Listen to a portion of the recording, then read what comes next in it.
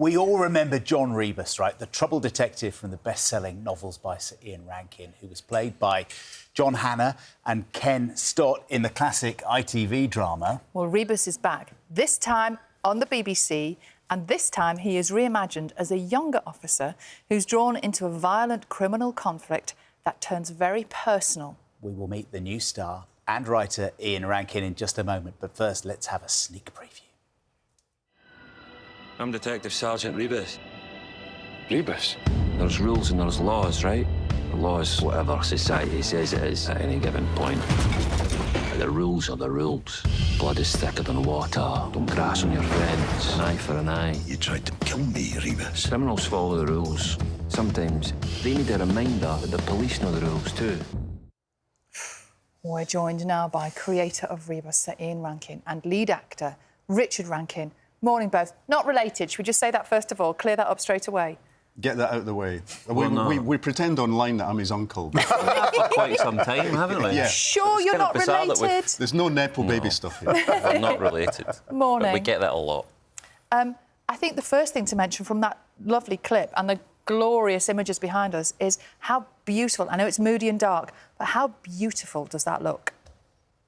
Yeah, I mean, Edinburgh, I don't think it's used enough on film and TV. It's such an extraordinary city, and the light keeps changing, which means that every shot is different. Every time you look at the castle, it has changed. It's beautiful. It's like it is just a film set, isn't it? Brought to life, yeah. Yeah. It's a character in itself, I think. It really sets the tone for the show, and it's great to be working there as well. I bet. And quite a moody character at times, which Yes, I guess very fits much with your character and quite a few other people's as well. Yeah, it's quite a tough watch, this, in some ways. I mean, it's proper grown-up drama. It's quite chewy. There were moments watching it at home when I got sent there, the first few episodes, where I actually leapt out of my seat because it was kind of physical violence going on that was shocking. You leapt out of your seat? Was I did. It my bit? It was the bit in the hospital. Yes. Yeah, do you remember that? Yes, I don't know if that's made it into the final I remember cut or it not. very much so. But no, it is. It's proper grown-up drama, and it's long form, which means the characters get time to develop, unlike earlier incarnations of Rebus. So Richard's on screen a lot, and he is magnetic, as you'll know if you've seen Outlander. And it's all, I mean, it's really, really good. It's a good watch. So let's just explain. So we remember Rebus on ITV. This is not a prequel as such. It's reimagined. How would you explain it, Richard? That's the best word to use, I think, is reimagined, because it's not a prequel and it's its own show, and people often ask how it relates to the previous show, but it's a different format. And like Sir Ian said, which I hadn't really thought about, is that his long form was it used to be very episodic, so we're following it over the course of the season, which I think really helps you get into the characters, it helps you get into the relationships. So the format is different. Also, we've made Rebus, much younger, probably more in line with the earliest books. At the same time, contemporarised the setting, so it's a modern setting, but a younger Rebus. But we also have that sort of old-fashioned attitude of the younger Rebus. So it does a few things, but I think it also sets it up for, a really great platform for a sort of modern viewing, and it's really interesting. I was watching episode 1 last night, and I thought it was cracking. And the great thing about it is, for people who remember the original, read the books, you've got some of the old characters that it feels very familiar, and yet it feels very modern and different. And it stands alone, doesn't it? You could start new readers right here. Oh, yeah, no, absolutely. I mean, if you've never read any of the books, it doesn't really matter, because you get introduced to the characters and their relationships straight away. What the screenwriter, Gregory Burke, flagged up quite early on was he said, look, Ian, you threw away Rebus's brother too soon and too cheaply. The relationship between them is extraordinary, and he only features in the first 2 or 3 books. So we brought him in and made him a much more powerful figure in this. So you get that kind of blood brothers thing between John Rebus and Michael Rebus, where they're knocking heads. They love each other, but they hate each other. They might save each other, or they might destroy each other. And Richard, that's just one of many complex relationships that he faces. It is, yeah.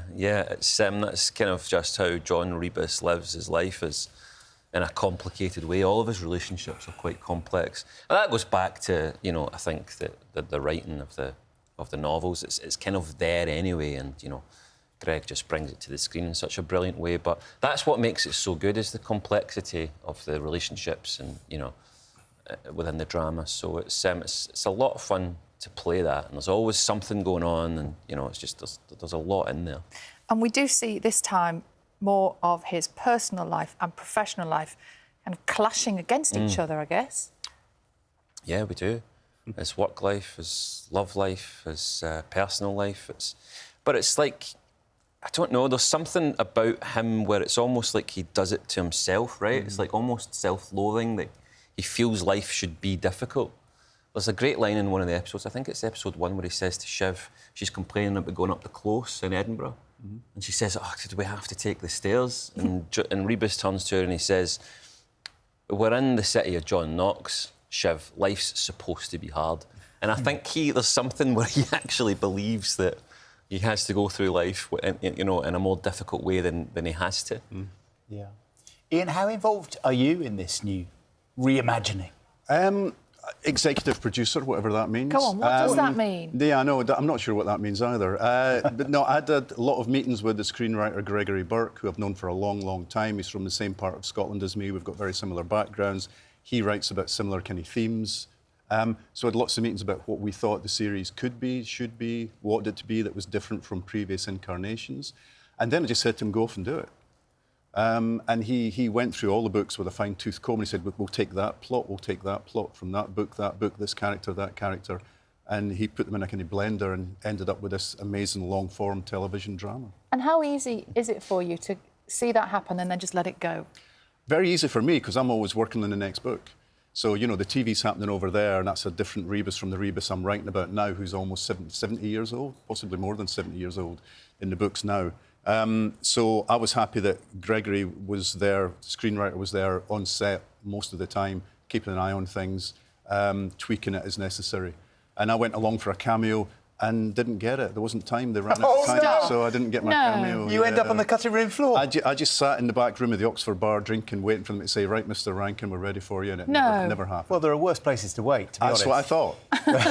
I didn't know that. I would have stopped filming. I would have refused to go on had I known that until you got to the shot. You didn't even know? I didn't know about that. No, I don't think you were in that scene. I think it was Cafferty entering the Oxford bar as I was leaving or something. Anyway, it never happened. I suspect there might be another series for you to get another chance. I know Greg has lots of ideas about what we do next with the characters, so fingers crossed. Endless ideas from Greg. They're all great as well. It's set up for that, isn't it? It's set up to continue now. Absolutely, yeah. Yeah, he's got... We have so much material to draw from, and he's, you know, so many ideas that they have for future seasons that it would be a shame not to. And it helps us see more of Edinburgh on screen. Yeah. Exactly. Yeah. You know, Star of the show. nice to see it outside the Marvel universe on screen. Oh, yes. Yeah.